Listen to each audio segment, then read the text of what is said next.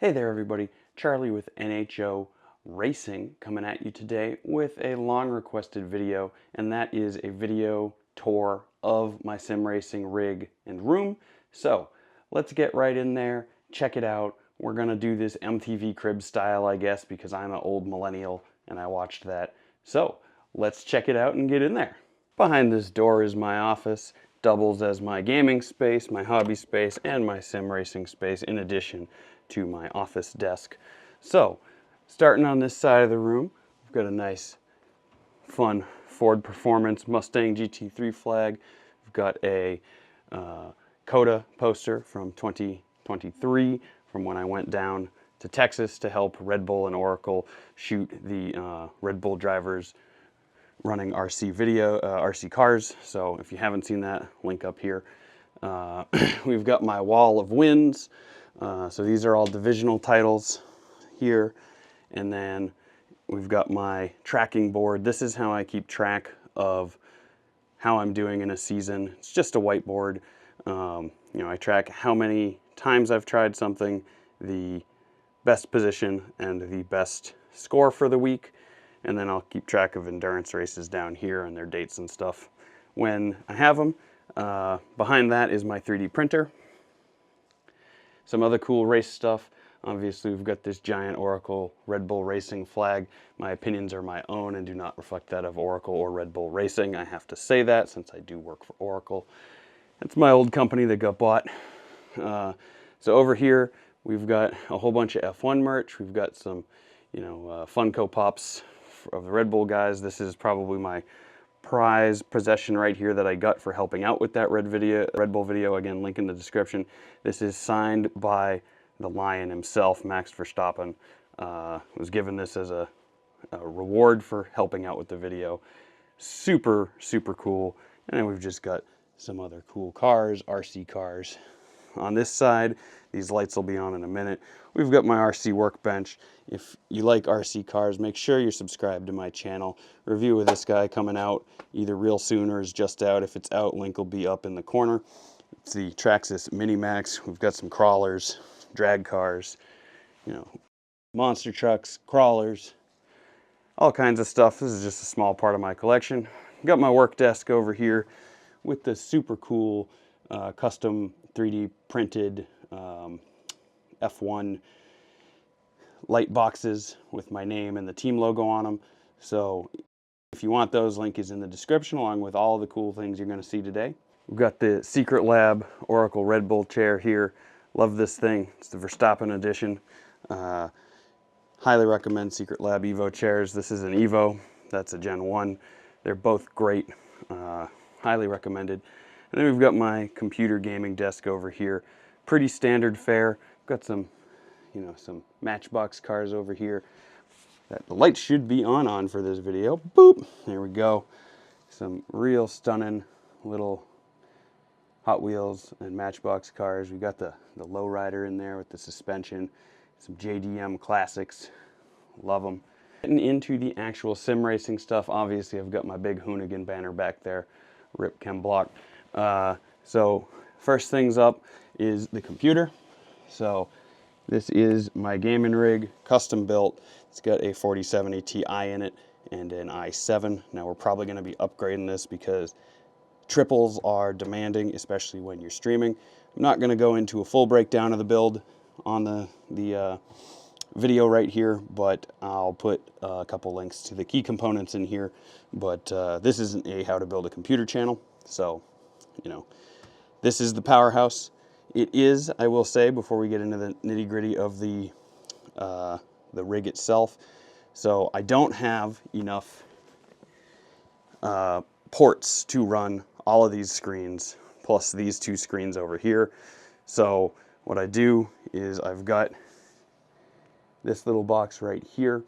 This is an Amazon special, which is a DisplayPort splitter, which allows for things like the DisplayPort pass-through to function. It doesn't slow the refresh rate down or anything like that.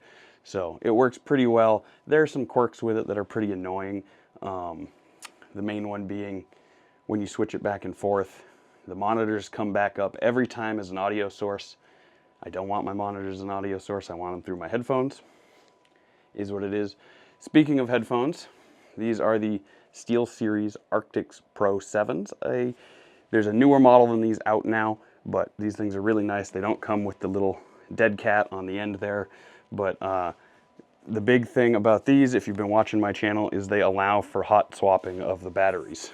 So these are super easy to swap over. All you got to do, you've probably seen me do it on stream, pop that off, the battery's right there, pull it out, throw it on the floor, grab a new one, throw it back in. It comes with two. This is an aftermarket Amazon one because mine are getting a little long in the teeth, but absolutely love these headphones. Super comfortable. You see me with them on constantly. They do have a little DAC up here, so they can be hooked up via Bluetooth or via the DAC at the same time. So like if you're racing and you get a phone call and they're hooked up to Bluetooth, they'll punch through on your phone. Pretty cool. Highly recommend. They're pricey, but I think they're worth it. If you don't need the dual communication band, you can go down one step, save yourself about $100, and I believe they have all the same features, but I haven't used those myself, so keep that in mind. Now, on to the main event.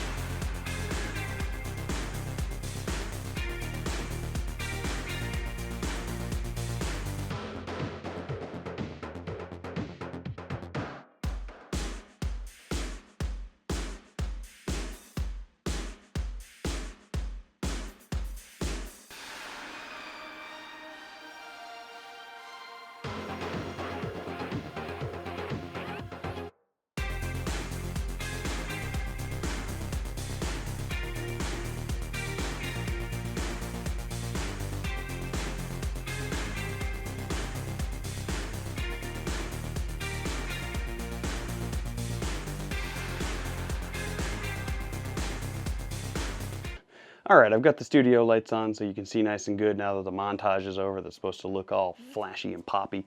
So let's take a look at this thing. Starting out, now, as I said, we're not going to talk about the computer, but the main bits about the computer, i7 47 Ti.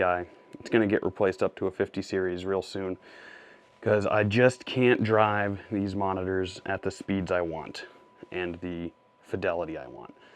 All right, so these are triple 32-inch LG gaming monitors. They're Walmart specials. If memory serves, they're about $160 each. On these are traditional flat screens. We've got the ASUS Bezel free kit here. Now, I really like this thing. This does have a 3D printed adapter. I think by default it only goes to 28, but with just a couple little pieces of 3D printed stuff, you could either print yourself or buy on Etsy for $10, they go to 32. So that gives me that nice bezel-free look. It's not perfect, but more than good enough, in my opinion, to get what's, to fool your brain while you're racing. So sitting on the floor here, we're going to start pretty much from the bottom up. This starting with the chassis, this is an Advanced Sim Racing ASR 4, made in Canada with American aluminum. Absolutely love this thing. Probably a little beefier than what I want, but I want it to be motion ready when I have the budget to get some motion actuators on this thing. Now at the moment, I have it on casters, and then these are all just anti-vibration mats meant for like washers and dryers to reduce the butt kicker bleed through the floor because I'm over my daughter's room. Here you can see little 3D printed glove holder that I made. Pretty straightforward. If you've got a 3D printer, there's so many things you can make for these things. On the back, we've got one of my old license plates and some fake exhaust tips with, they actually have little orange blinkies in there, but I don't have them hooked up right now. Little tow strap, just in case you need to tow the rig. On this side, we've got a Sarakawa to rep that JDM lineage. Always fun. If you don't know what that is, look it up. And then the chair. Now this is a NRG Prisma. This is obviously the Purple Glitter Bomb Aloha edition for pretty obvious reasons. It's, you know, fits my aesthetic to a T. We've just got some random stuff on here, a little NOS pillow, Verstappen thing that came with one of my orders, and, you know, decals, that kind of stuff. So this seat does slide forward and back. I have the slider adjustment kit, which comes from ASR. So just like a real car, you can reach down between your legs, pull forward and back. Up here on the mouse pad, I've got a trackball mouse. A lot of you younger folks may not have ever seen one of these before. Really good if you don't want to, you know, move your hand around, limited space. Works great here. Buttons on the left and right, spinny thing, and then you've got the ball. Pop the ball out to clean it. Going up the stack, you know what, we'll save these for when I'm sitting in the rig. Over here, well, right here, this is another 3D printed thing. This is a 3D printed MagSafe mount for my phone. I'll try to find the link for that, but just another one of the many 3D things you can print for sim rigs. Over here, we've got the hub of the whole unit, right? That's my 10-way USB splitter. I actually have another one right over there as well to deal with stuff for the gaming desk. Wiring is kind of a nightmare, but it is what it is. And then down here on the floor, we've got the butt kicker amps, nice and easily accessible. You know, they work fine there. We've got the remote. I keep the remote up here on the mouse pad so I can turn that up and down easily in sync together. My webcam. This is my webcam. This is an Elgato webcam. There's no mics in it. It's designed strictly for streaming because I know you're going to have a mic, and it's simply attached with a sticky GoPro mount. Moving to the back of the rig, you can see we've got the Fanatec CSL V2 pedals here. We've got the 3D printed adapter off of Etsy running the Simagic Haptic Pedal reactor. Absolutely love that thing. Basically a cheat code for iracing, since when your ABS locks up, you get immediate feedback through your feet. Got a little dead pedal there, and then under here is the nest of wires that I've done my best to hide. You can see the Simagic control box down there, along with some of the various power adapters needed to run everything up here. In the back here, you can see we've got this is the critical ball fan required for all sim racers. And then we've got two 3D printed shrouds with computer fans on the bottom to keep the airflow going, meant to look like car ducts. Not sure I'd do those again. It's a lot of printing, and they don't work super great, to be honest. Down here on the floor, I do have wall mounts, but I haven't gotten them installed yet because I want to be able to reach them from the rig.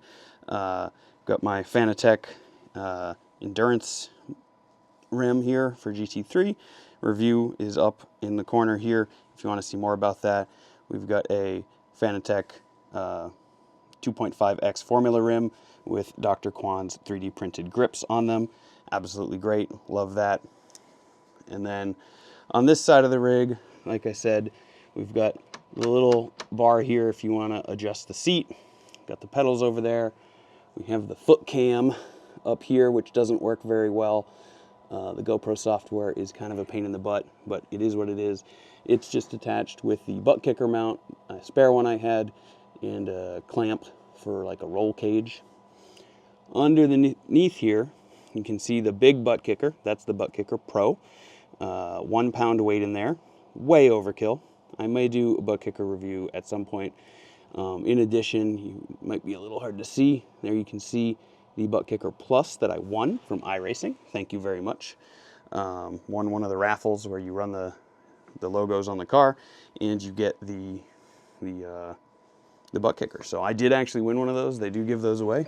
As far as what do I use to run the computer, in addition to the mouse over there, I've got one of these Logitech wireless keyboards. Pretty much everybody has these. They're like 40 bucks or something. I do have a 3D printed mount for it where I can put it here if I want, but it hits some buttons, kind of a pain in the butt on that one. Now in the seat, we do have seat belts. These are cheap Amazon seat belts with, you know, cheap Amazon seat belt covers. 4-point, helps keep me in a good posture while I'm racing, but most of the time I don't actually use these. Now that I have some channel rewards, people will make me put these on. If they spend like 7,000 channel points on Twitch, I put them on for people. But you know, you've got the release, they all come apart. Most of the time I just keep them tucked back over the sides like that, because you know the rig doesn't have motion, so it's not super needed. You do have to be careful throwing this one over the side, because that giant weight wax stuff. Getting in is a little tricky, I will say.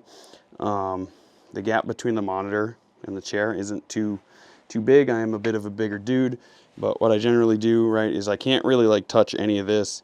You really shouldn't put your weight into the wheel if you don't want to bend your wheel shaft. So put a hand here, kind of just step over, leaning most of my weight on the chair, and we're in the rig. All right, we're sitting in the rig now.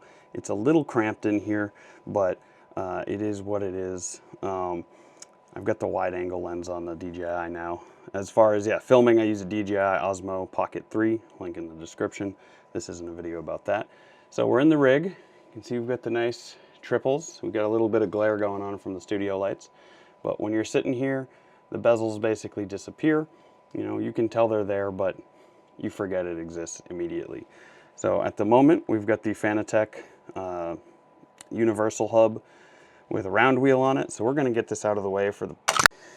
Sorry about that. Punched myself in the face getting the wheel off. Hit the camera real hard. I think it's okay. We've got the little fisheye on there, so that protected the real lens. Anyway, so this is the Fanatec CSL DD Pro. This is the PS5 compatible one. 15 Newton meters. Just got a bunch of grease on my hand. Great, because I do dry lube this once in a while. I would say for most people, you really don't need this. 15 Newton meters, in my opinion, is more than enough.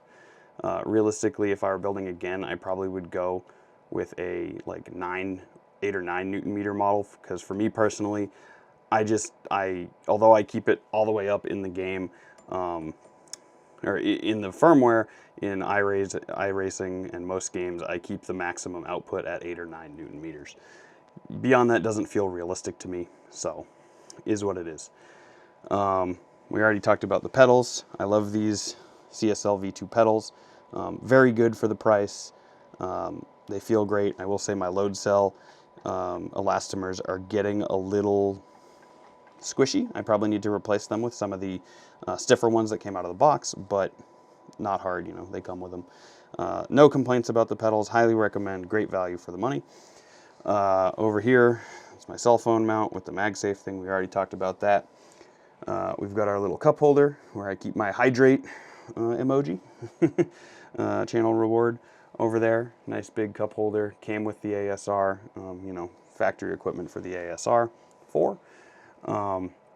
Starting here, we have a Streamdeck Plus. So this has the volume controls. I will say the Elgato volume software is very buggy and causes lots of crashes. So I basically don't use any of this because I have the audio aspect disabled. So I can't say I'd recommend a Streamdeck Plus as the one thing. I was like, oh, I can turn iRacing up and down, music up and down. You can if it works for you, but for me it causes all kinds of crashes and USB instability, which you cannot have, obviously, in a race. So normal Streamdeck instead, that would be my recommendation. While we're on the topic of Streamdeck, and the mount, this is an Etsy printed mount. If you do want it, there will be a link in the description. It works well. It's faux carbon fiber. Doesn't come with the Streamdeck, but very nice. Link in the description for everything. While we're on the topic of Streamdecks, this is the baby Streamdeck with the 6. This is another 3D printed mount. This one is also from Etsy because I couldn't find a design, and it just clips right into the Fanatec rail system that is on there that you use to attach this. Really like this here, super handy. This is my streaming controls for the most part, right? You can see I've got race, between races, spectate, my soundboard. I can hit another button, get another page. Works really well. Similarly over here, right? This is actually where I start things. This is my racing page. We've got the windshield wipers. We've got pit controls. We've got this is my dashboard controls. This toggles the system from day to night, which makes that go red and dims all the LEDs. We've got radio, so that brings up the specific radio button. This is that folder we're in where I start OBS, and I've got some spammy things, and then Discord mute and global mute for Discord and OBS mute right there. So moving up across the top, starting in the middle, this is the Chimera Racing 5-inch, I believe, dashboard, available on Etsy. Link in the description. Absolutely love this thing. It's running the lovely dashboard right now through SimHub. These are lights all come on for various stuff, right? Obviously, these are your rev RPMs. I have these set up to light up for things like flags, and when ABS goes off, they flash, that kind of stuff. And then the dashboard is fully customizable. I basically leave everything the same except for this one box that's changing for the most part, where you can have, tire pressure doesn't work with iRacing. A lot of those things do work. There's a little map. That's the one I leave it on most of the time. When there's the cars on track, it shows you their name, number, and their best and previous laps. So that's very useful in my opinion. Really like having all this there. It's the same in every single car. It never moves on me. I can see some of my dash, right, depending on the car. I will say in certain cars like the LMP2 or the Ferrari, I lose the tire pressure gauge if it's on the steering wheel. So the Ferrari, I get it because it's on the dash up there, but in the LMP2 it's on the wheel, which I don't render because I've got a wheel. So I wish the tire pressure function here would work live on cars that it does work for, but iRacing doesn't put that data out. Over here, this is a Reaperware flagging, I think V2. So it's the same thing that's over here. So this is a Reaperware button box. I think this is the console light. It'll be on the screen and the link's in the description. So this obviously goes with my gears. We've got your start stop. You've got your momentary toggle to fire the car up. And then you've got a 4-way switch here for navigating things like the black box if you want. And then these various buttons I have mapped to do different things. So like this is my pop the relative up button. This toggles through the different dashboard numbers there. This I think is power steering right now, and I don't recall what I've got those set to. I don't think I have them bound to anything. Over here, Fanatec Shifter works amazing in sequential, as you can see. It works.